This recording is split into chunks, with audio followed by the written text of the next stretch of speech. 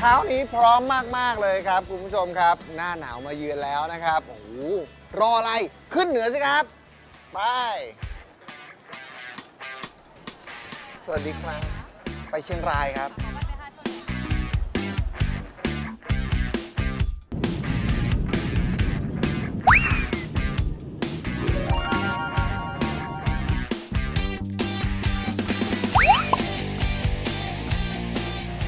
ถึงแล้วครับคุณผู้ชมครับสนามบินแม่ฟ้าหลวงจังหวัดเชียงรายนะครับวันนี้เราจะไปตามล่าธรรมชาติกันที่ดอยตุงเซิร์ช Google นะครับก็ประมาณจากสนามบินเชียงรายไปถึงดอยตุง55 กิโลพร้อมมากลุยไป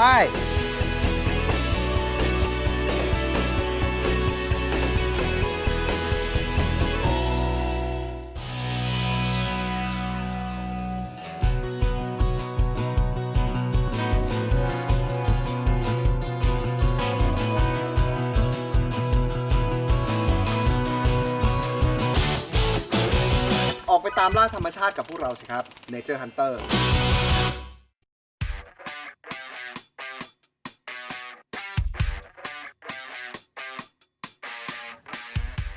ระหว่างทางไปดอยตุงนะครับก็อยากจะบอกว่าโอ้โหบรรยากาศเนี่ยเยี่ยมเลยจริงๆอดใจไม่ไหวที่ต้องแวะล่าธรรมชาติมาฝากนะนี่ตอนนี้เราอยู่ที่จุดชมวิวดอยผาหมีสวยมากบรรยากาศดี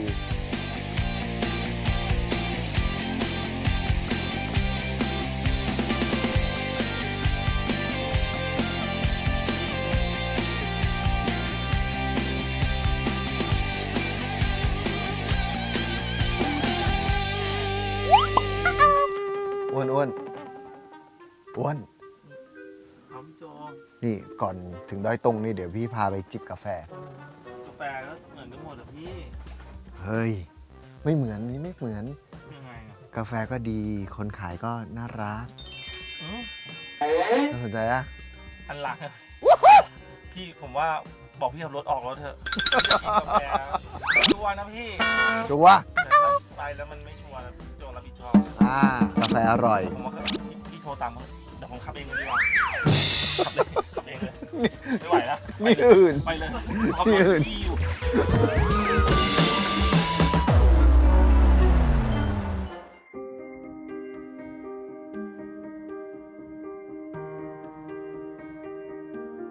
ดอยผาฮีที่ลับๆบนยอดดอยชื่อดอยนี้อาจจะไม่ค่อยคุ้นหูหรือคุ้นเคยกันเท่าไหร่นะครับดอยผาฮีมีพื้นที่ที่ติดกับชายแดนไทยพม่าเป็นแหล่งปลูกกาแฟที่ขึ้นชื่อของเชียงรายและมีจุดชมวิวที่โดดเด่นไม่แพ้ใครเพราะอยู่บนยอดดอยสูงที่โอบล้อมด้วยภูเขาสูงใหญ่มองไปทางซ้ายเป็นดอยผาหมีทางขวาเป็นดอยตุงครับ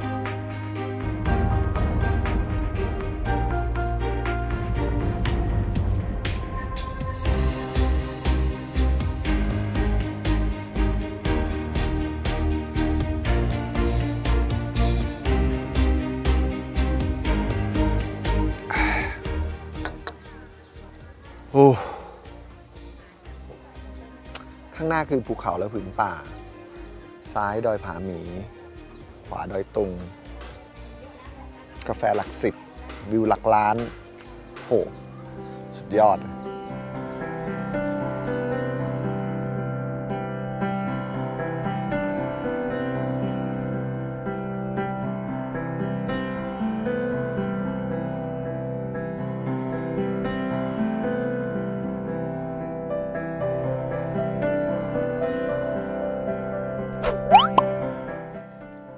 ประวัติบ้านผาฮีเป็นยังไงครับครับบ้านผาฮีเนี่ยก่อตั้งมาตั้งแต่ปี 2483 ชื่อบ้านผาฮีเนี่ยมาจากคำว่าประกอบกับมีหน้าผาเยอะหน้าผาที่เราเห็นเนี่ยเยอะกับมีต้นฮีหรือว่าต้นเซี่ยวป่าคนข้างล่างเขาจะเรียกหมู่บ้านนี้ว่าผาฮีครับที่บ้านผาฮีเนี่ยเป็นชนเผ่าอาคามีด้วยกันทั้งหมด92หลังประชากรประมาณ600 กว่าคนแล้วก็ทุกคนเนี่ยของบ้านผาฮียังนับถือบรรพบุรุษหรือว่าคนไทยที่เรียกว่าผีถ้าพูดถึงอาคาก็จะรู้จากพิธีกรรมต่างๆหรือว่าประเพณีที่สำคัญเช่นโลชิงช้าตีลูกข่างอะไรอย่างเงี้ยครับ วิถีชีวิตเปลี่ยนไปตั้งแต่ปี 2531 เนี่ยโครงการพัฒนาโดยตรงเข้ามาก็ได้นำพืชไม้เมืองหนาวชนิดหนึ่ง ก็คือกาแฟทุกบ้านทุกหลังคาเรือนก็ปลูกกาแฟ เป็น ทำกา พืช แฟ เศรษฐกิจไปเลย เป็นอาชีพหลักเลย ตอนนี้ผู้ใหญ่จะพาผมไปไหนเนี่ย ตอนนี้ก็จะพาไปที่โรงผลิตกาแฟ เราไปดูตั้งแต่กระบวนการผลิตกาแฟตั้งแต่ต้น จนถึงการคั่ว นี่แหละ ครับ ต้นน้ำอย่างแท้จริงเลยของเมล็ดกาแฟ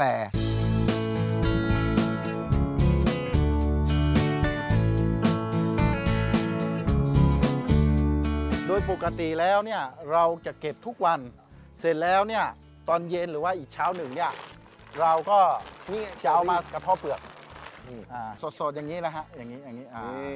เหมือนลูกเชอร์รี่ไหมพอแกะออกมาแล้วเนี่ยเขาเรียกกรีนบีนนี่ อย่างนี้คือกรีนบีน เครื่องนี้นะฮะเป็นเครื่องเขาเรียกว่าเครื่องคัดเมล็ดเชอร์รี่โดยใช้น้ำโดยสมมุติฐานเนี่ยถ้าเมล็ดที่ดีเนี่ยก็จะจมถ้าเมล็ดที่ไม่ดีก็จะลอยเมล็ดที่ดีนะฮะที่จมเนี่ยก็จะลำเลียงเข้าไปที่แท้งบ่อพักกาแฟอีกทีหนึ่ง จากกระสอบใหญ่ๆแบบนี้นะครับ สมมุติว่า100 กิโล ครับ จะใช้ได้ประมาณกี่กิโล ปกติแล้วเนี่ยเชอร์รี่5 กิโลจะได้ตัวกาแฟกาลา1 กิโล หายไปเลย 4 กิโล ใช่ครับ แล้วตอนนี้เราก็ยืนกันอยู่บนลานตากกาแฟ ครับ นะครับ อันนี้ตากแบบสเต็ปที่ 1 เท่านั้นเองนะครับ เพราะจริงๆแล้วยังมีกระบวนการอีกมากเลย ใช่ครับ คราวนี้พอเราล้างเสร็จคัดกรองเสร็จ สีเสร็จ สีเอาเปลือกกระเทาะเปลือกของเชอร์รี่อ เชอ อก ร์รี่ออก นะครับ ล้าง ต้องหมัก ล้างหนึ่งรอบ หมักล้างก็มีขบวนการประมาณ 3 วัน ล้างให้สะอาดก็มาสู่ การตาก การตากทีนี้ก็เขาจะเรียกว่ากาแฟกาลา กาแฟกะลา หรือถ้าเปรียบข้าวก็เหมือนประมาณข้าวเปลือก ยังอยู่ในเปลือกอยู่ละ ยังอยู่ในเปลือก นะครับ เป็นข้าวเปลือก เพราะฉะนั้นที่เรายืนอยู่อย่างนี้โอเค ครับ ไม่มีปัญหา เพราะว่า ไม่มีปัญหา การที่เราทำแบบนี้ก็คือเอาเปลือกข้างล่างเนี่ยขึ้นมาตาก จะได้ไม่มีความชื้น ใช่ครับ ดูนะครับคุณผู้ชมข้างล่าง ข้างล่างยังเปียกอยู่ เปียกยังมีความชื้นอยู่เปียกๆเนี่ยดูยังเปียกอยู่เลยพอเราตากจนแห้งข้างล่างข้างบน 7 วันแล้วทำไงต่อครับ เรามาวัดความชื้นโดยใช้เครื่องนะฮะเมื่อความชื้นผ่านแล้วเนี่ยค่อยไปเก็บใส่กระสอบ เก็บ เพื่อ ใส่ ที่ กระสอบ รอการสี อีกรอบ เป็น หง สารหรือว่าสารกาแฟ เหมือนข้าวสาร เหมือน พร้อม เลย ที่จะเอาไปหุง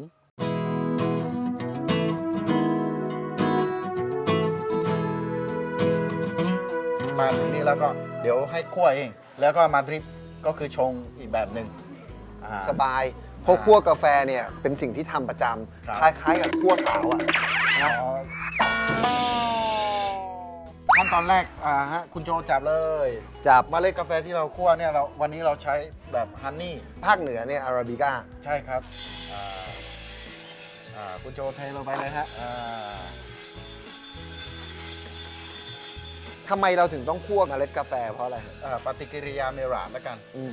ในตัวกรีนบีนหรือว่าตัวสารกาแฟเนี่ยโปรตีนกับน้ำตาล เมื่อเจอความร้อนเนี่ยเกิดการเปลี่ยนแปลงของสีของกลิ่น ทำให้เราได้รสชาติ ของกาแฟ อันนี้เนี่ยเป็นเครื่องคั่วโบราณใช้ทักษะของคนในการคั่ว ไม่เหมือนเครื่องคั่วทั่วๆไปที่อุณหภูมิจะอยู่ที่ประมาณ 150 ถึง 200 กว่า อยู่ที่โปรไฟล์ของแต่ละคนเอาไปฝัดข้างนอกเลยครับ ให้ซิลเวอร์สเกลให้เย็นจับสองข้างเห็นควันไหมอันนี้เรากระเทาะเปลือกออก ร้อน หมายถึงมือร้อนเหรอ ไม่ใช่แดดละร้อนมากเลยตอนเนี้ย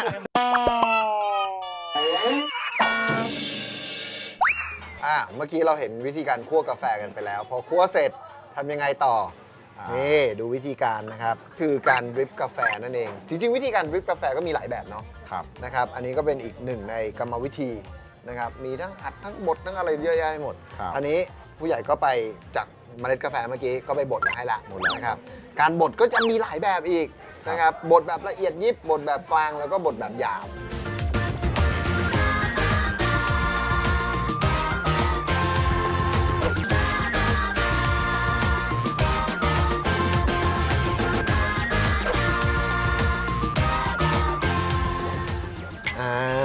นี่แหละเดี๋ยวเรามาชิมกาแฟที่เราคั่วเองดริปเองนะครับ แล้วก็ชมวิวหลักล้านของเราต่อไป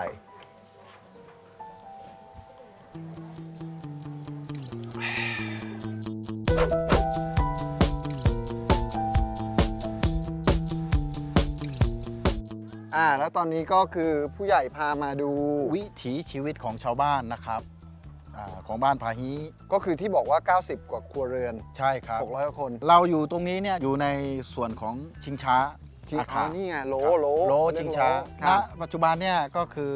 ยังไม่ใช่ในฤดูโล อ๋อ ช่วงประกอบพิธีกรรมเนี่ยจะอยู่ปลายเดือนสิงหา สิงหา ถึงต้นเดือนกันยาตามปฏิทินจันทรคตินะฮะเรานับตามปฏิทินถ้าผ่านนี้นะฮะเราจะเจอนี่ก็คือลานเสาเกาะหรือว่าลานวัฒนธรรม ยังไงครับ เป็นแหล่งที่คนอาขาสมัยก่อนเนี่ยแต่ละรุ่นเนี่ยมาเรียนรู้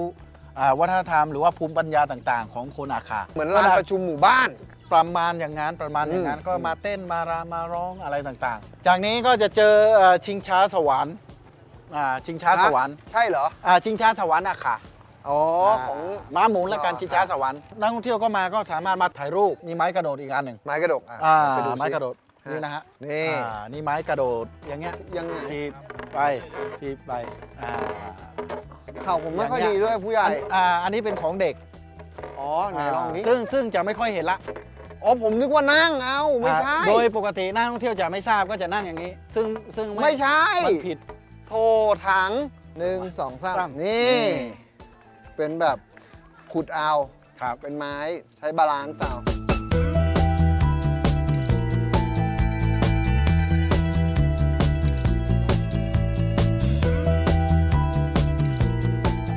โอ้โห ดูข้างหลังสิ บรรยากาศแบบนี่คือวิวที่แบบสุดยอดเลยนะ อยากจะบอกว่า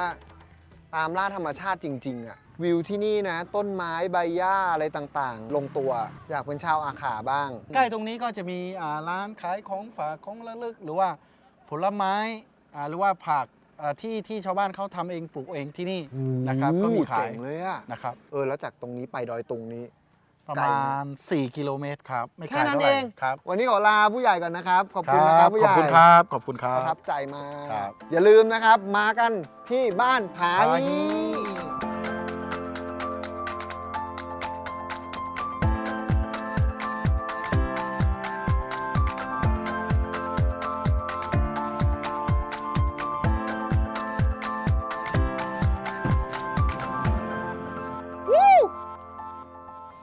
ถึงแล้วดอยตุงนะครับ คืนนี้เราจะนอนกันที่นี่ เพื่อที่จะรอเช้าวันรุ่งขึ้น ไปเปิดงานสีสันแห่งดอยตุงกันนะครับตื่นเต้นเช็คอินทางนี้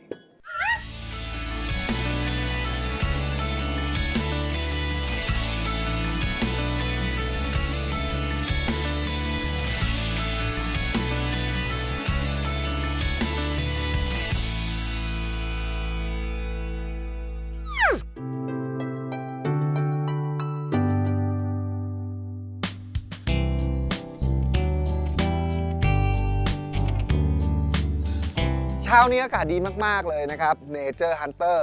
ตามล่าธรรมชาติ เรามาที่งานนี้ครับ งานสีสันแห่งดอยตุงครั้งที่ 5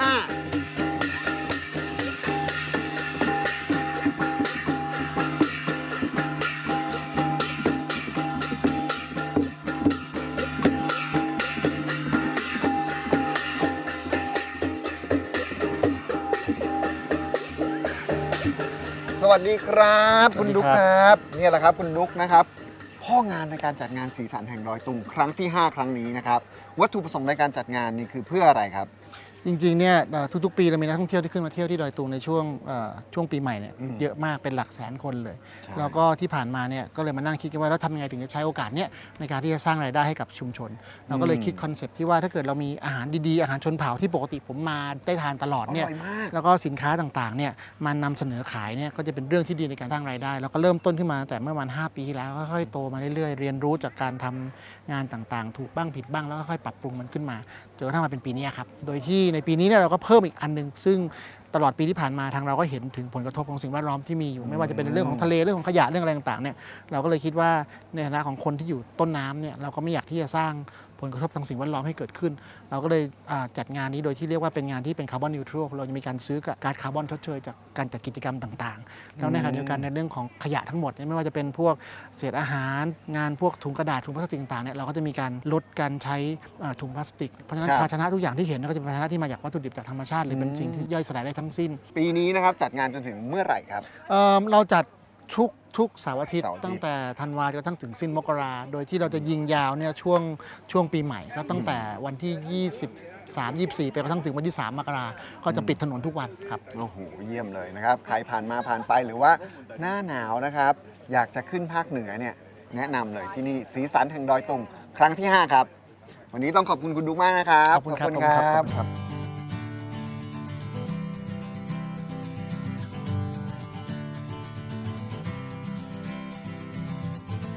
สวัสดีครับคุณน้อง พร้อมไหมคะ พร้อมมาก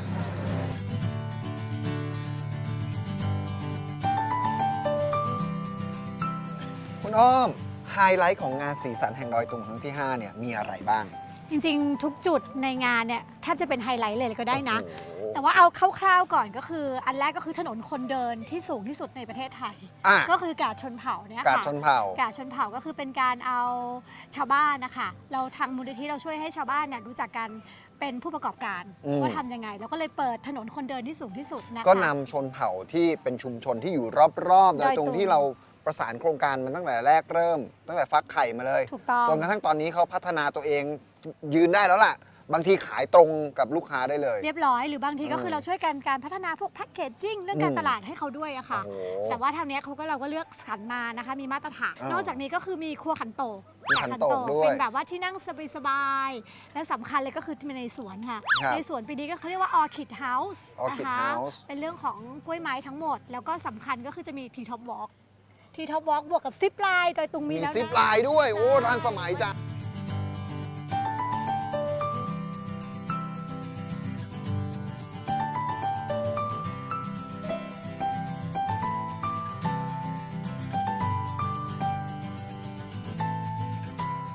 ไป ไปค่ะ ลุย ลุย กาดชนเผ่า มา นี่ไงกาดอุ้ยดีเลย เจอน้องแก๊ปพอดีเลยค่ะ น้องแก๊ป เหรอ เนี่ยเป็นเจ้าหน้าที่ที่คัดเลือก แล้วก็จัดสรรทั้งหมดของกาดชนเผ่านี้เลย คัดสรรร้านชุมชน ใช่ ใช่ป่ะครับ ครับผม อ๋อ คือก่อนที่ร้านค้าทั้งหมด 70 ร้านเนี่ยจะมาขายในงานนี้ได้เนี่ยนะครับ ก็เราจะต้องมีการผ่านกระบวนการคัดเลือกก่อนนะครับ คือต้องบอกกันว่าคืองานสีสันโดยตรงเนี่ยเราอยากให้เป็นพื้นที่ของชาวบ้านนะครับ เพราะงั้นเนี่ยจัดงานนี้ขึ้นมาเนี่ยเราอยากให้มีโครงการเนี่ยหรือมูลนิธิแม่ฟ้าหลวงเนี่ยอยากพัฒนาแล้วก็ต่อยอดศักยภาพของชุมชนนะครับ แต่ว่าก่อนที่จะเข้ามาขายได้เนี่ยผ่านการคัดเลือกก่อน แต่ว่าในขณะเดียวกันเนี่ยเราก็จะมีทีมลงไปช่วยคอยพัฒนาผลิตภัณฑ์ชุมชนแล้วก็ให้คำแนะนำเป็นโคชชิ่งเขาให้ความรู้เขาว่าแบบนี้สิน่าจะขายได้ ใช่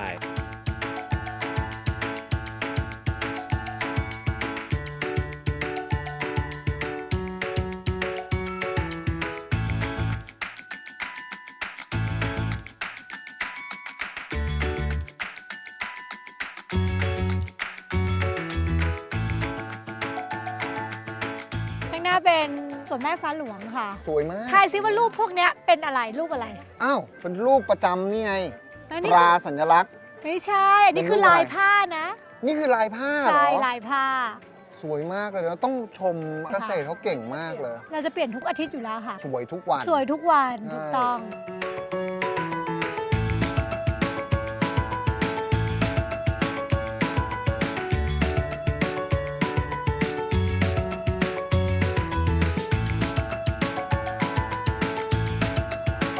ตอนนี้เรามาแวะตรงนี้ก่อนเป็นร้านคาเฟ่ในสวน Cafe in the Garden ใช่บรรยากาศดีไหมบรรยากาศดีมาก ถ้าเป็นภาษาฝรั่งเศสที่มาจากบัมพบุรุษ Cafe in Jardin บรรพบุรุษเลย อ๋อคือมาจากฝรั่ง อ๋อ ฝรั่ง โอเค ฝรั่งทอนนะ ฝรั่งทอน นี่อยากจะแนะนำเมนูนี้สำหรับงานสีสันแห่งดอยตุงเท่านั้นนะครับ ใช่ พานาคอตต้าแพชชั่นฟรุตจินเจอร์กรานิต้าเซตนะครับ เพราะว่าเป็นทานเนี่ย เป็นเซตได้เลย มีไอศครีม มีวาฟเฟิลด้วย นุ่มละมุนลิ้นแน่นอนแค่เห็นก็รู้สึกใช่แล้ว แต่อันนี้คือซุปเปอร์แบบพราวลี่พรีเซนต์มาก ๆ คอฟฟี่เจลลี่ หอม ตรงนี้เป็นนมนะครับ อันนี้เป็น น้ำเชื่อม น้ำเชื่อม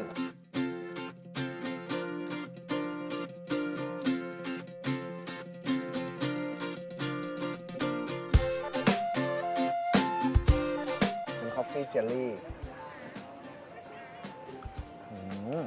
ไม่อร่อย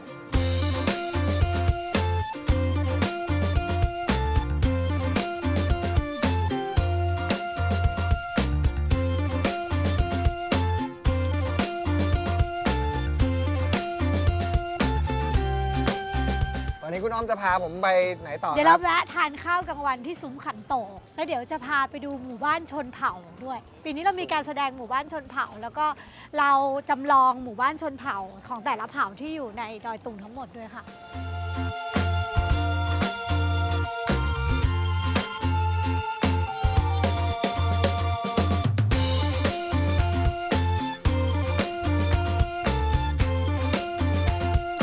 มาแล้วค่ะ พร้อมอาหาร ขันโตก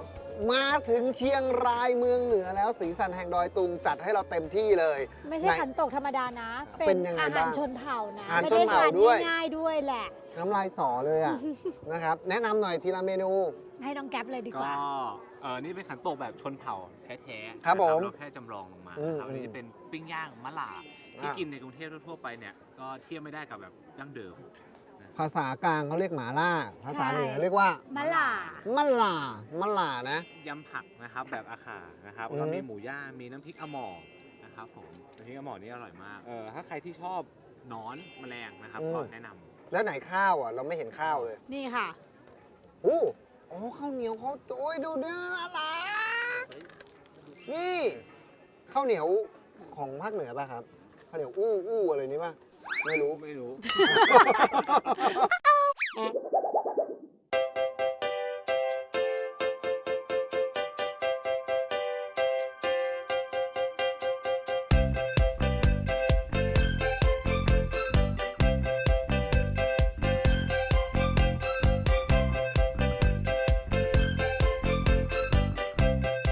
ไปหมู่บ้านชนเผ่า หมู่บ้านชนเผ่า บ้านชนเผ่านะครับมีทั้งหมด6ชนเผ่านะครับ 6ชนเผ่า หก อาคาลาอูนะครับไทยลื้อไทยรั้วไทยใหญ่ เนี่ยอาคาก่อน นะครับ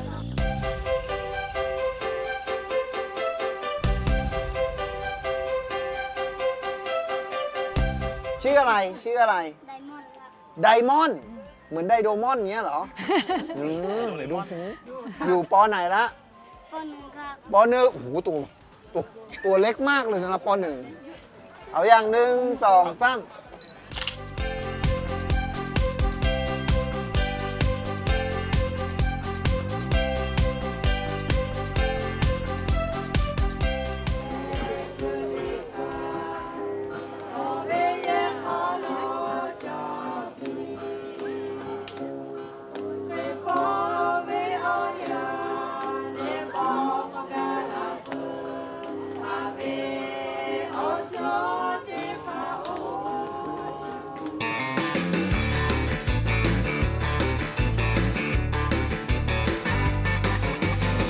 ครบแล้วทั้ง 6 ชนเผ่าก็คือหมู่บ้านชนเผ่า หมู่บ้านชน นั่น เผ่า เอ ทั้ ง งหมด นะครับ อ่าฮะ จากหมู่บ้านชนเผ่าเราไปไหนต่อ เราจะไปให้ทำงานมือของเวิร์กช็อป ทำงานมือของเวิร์ก ใช่ ช็อป แล้วเพราะหลังจากที่เราพัฒนาแล้วเนี่ย เราจะสร้างอาชีพของชาวบ้าน โอ้ ก็จะมีงานมือที่เราทำอยู่ วันนี้เราก็เลยจำลองมาให้แบบนักท่องเที่ยวได้ลองทำดูด้วย โอ้ดีเนาะก็คือพัฒนามีเรื่องราว ใช่ เล่าตั้งแต่ที่มาที่ไปเนาะ ค่ะ ป่างั้นเดี๋ยวเราไปกันเลยเนาะ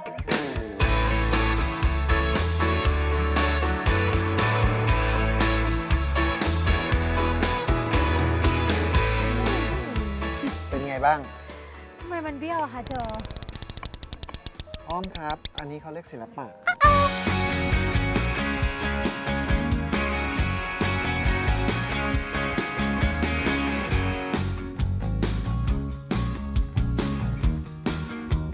พร้อมมาก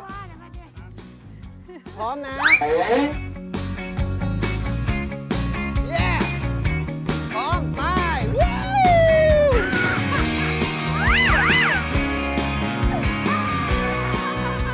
ยาววู้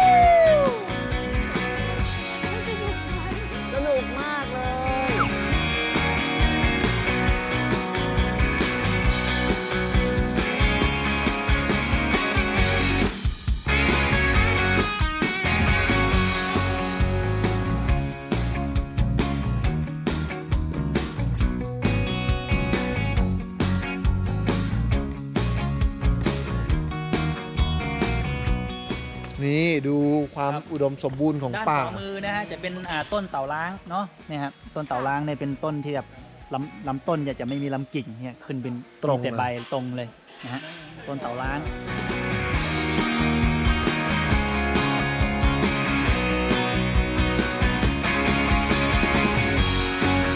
พร้อมค่ะ พร้อมไหมครับ มา พร้อม ลุย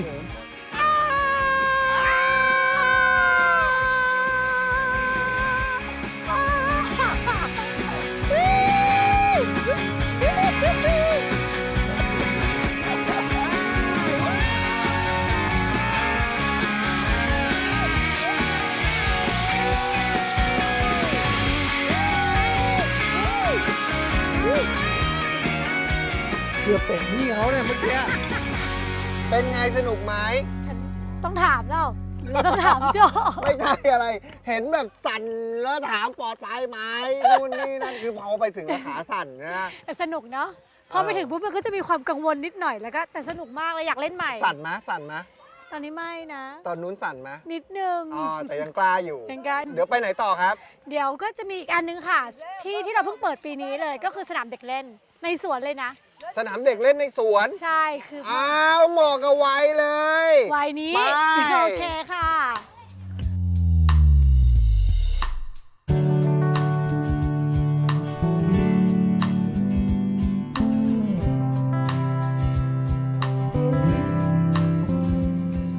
อยากบอกว่า สนุก มันจริงๆ ครบทุกรสชาตินะครับ กับสีสันแห่งดอยตุงครั้งที่ 5 ในธีมที่ว่า Indoor Festivals ค่ะ Indoor Festival นะครับ พูดสั้นๆ ต้องมา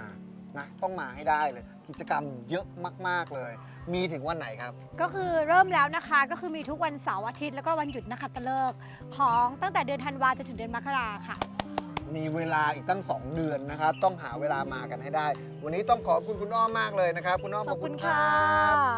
เนเจอร์ฮันเตอร์ เย้